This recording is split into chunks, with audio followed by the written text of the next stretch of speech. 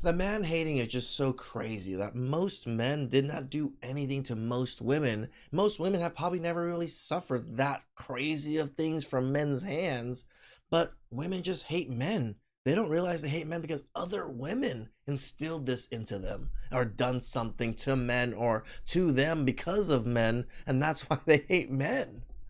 I, like many other women, have a really hard time trusting men, and I realize I have a very deep-seated resentment towards them.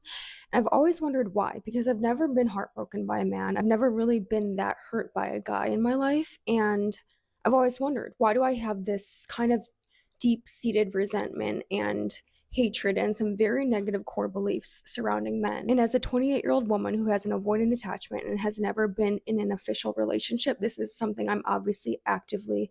Just put in every single tagline she was able to put into that one sentence right there.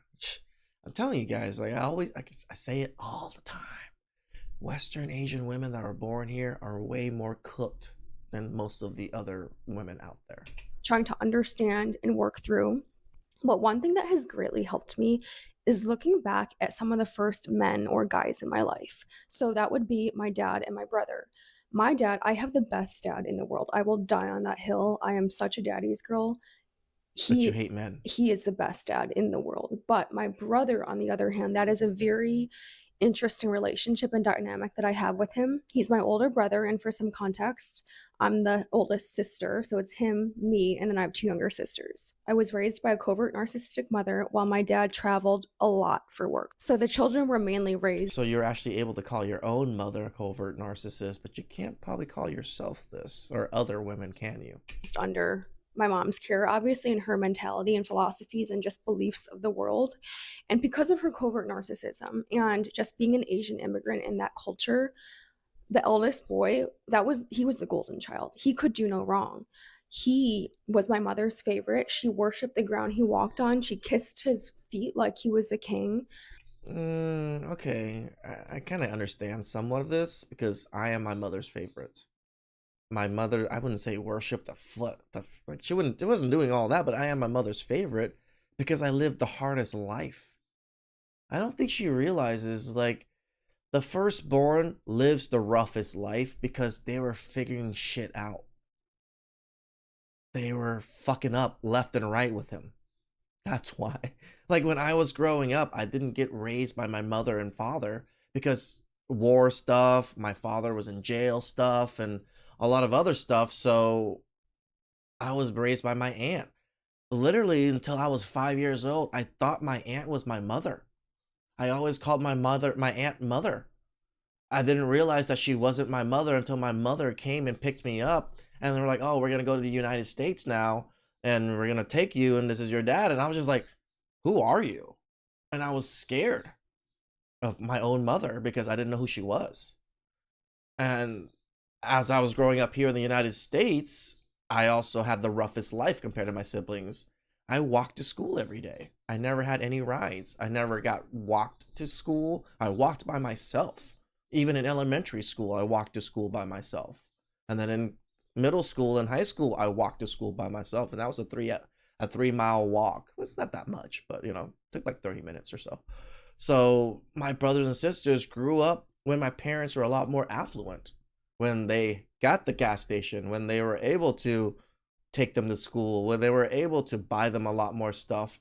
Like so my siblings lived a much easier, more fulfilled life, I guess. So my mother always saw me as like, man, I feel sorry for Red because he lived such a rough life. He didn't get the same privileges that his siblings got, and he still gets all the burdens of being the oldest one to take care of everything. I think that's why my mother sees me as the favorite. Actually, I mean, that's not why I think. She just literally told me this. She said this. This is why you're my favorite. This is why I love you so much, is because you've been through the worst. Maybe that's why she cares for your brother a lot. I was her scapegoat. I was her punching bag as the eldest firstborn daughter. I became her therapist. I also became her punching bag. I became her helper. I became the mother. I had to step up and fill roles that she clearly fell short of. And my brother all this time. See, she thinks this, but that's how Asian families work. You get raised and you learn these things as you go and you help out the family. Like she says like, "Oh, she didn't do the work." My mother also taught me to cook and clean and take care of my siblings. Did I ever say, "Oh, my mother never, like used me to do a lot of the mothering?" No. I even say like, "Oh, my siblings see me as a father figure." Did I say my father didn't do fatherly things? Like that's weird. Like to just trash your parents in such a way. Did nothing. My older So wait a minute, wait a minute. Sorry, I had a lot to say about this because I think I'm living through this because my sister, I think, lives a very similar life to her. She's trying to figure out why she has this built up resentment towards men. All right. And I'm going to get to the whole thing, and I always like to give credit, so I'll leave a link down in the description back to her. She's trying to have a conversation. She's never been in a relationship, a real relationship before, as she just admitted. Her father is a phenomenal person and played a great role in her life, and she adores her father. Her mother, which we got to get rid of this word narcissist because it's overused, and I don't think that people Seriously. truly understand what the meaning of a narcissist is, and they need to look it up because we just using it for anything that we don't care for, that we don't agree with a person, right? But she says, let's just use her words, her mother was a covert narcissist, whatever that means, right? But obviously she's So there are narcissists that are hiding it. That's not how narcissist works. still took care of her kids because you grew up as an adult and you're able to do what you need to do and you wasn't abused. But you felt like she fell short of some things and that she Correct. worshiped the ground that the son walked on. And so now you use that as built up resentment. And I'm assuming that she's probably going to say that maybe the son isn't as successful or his defense mechanism. Hey, I admit, I was a fuck up. I did a lot of fucked up shit as the firstborn, right? But I course corrected. Now I am much more affluent. I take care of my siblings, but I've always taken care of my siblings even when I wasn't doing that well, even when I was the fuck up. So, Or something like that. I don't know, man. I'm not sure. But ultimately, she started off the video by saying that she has a built up resistance towards men. So if your mother is the person that caused the problems in your life based off of what you described, and the father is a phenomenal person, and the children, right? The children are just being raised. yeah. They just trying to figure it out. Y'all all in the same boat together. I don't know if she's the oldest or the youngest. I don't remember what she said, but the children are just in there. They just trying to figure it out, and they're just trying to work it out, right? And you now feel a certain type of way towards men as a whole. Which is Why don't confusing as these fuck. women, honestly, and I'm just keeping it 100, why don't these women just straight up just say, yo, I just don't like men. Whatever it is that's within me, because this is a choice. I can look at a woman and say, okay, well, you know what? I'm going to hold you accountable for your bad choices, but that doesn't mean that I hate women.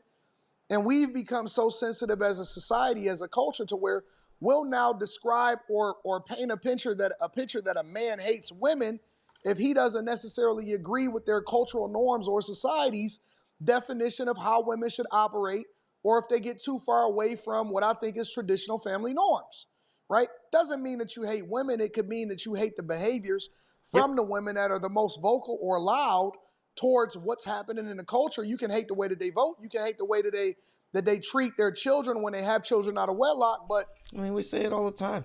I love women. So I make this channel. It's partly because I love women and I love men and I want better for men and women. I mean, let's be clear. Let's be 1000% clear. Whatever it is that she just painted, that is no reason and no excuse for you to sit here and say, I have a built up resentment for men. But maybe I'm Seriously. Maybe I'm Let's hear the rest of what she has to say. Yeah, my sister, I think, grew up very similar to her. Like, because I can say my mom wasn't the best. And she would probably put a lot of what she was saying, like stress and things, onto my sister. Because my sister's the only female child. So, I can somewhat understand this because my sister went through it, and I love my sister, so I know the shit my sister went through. Plus, my sister and my ex-wife best friends, so translation to me, I get all of this too. And maybe I've completely missed the boat. My older brother, the one I cried out to for help, the first guy in my life, the first person I looked to for help because my mom was abusive. She was never safe for me. My dad was always gone.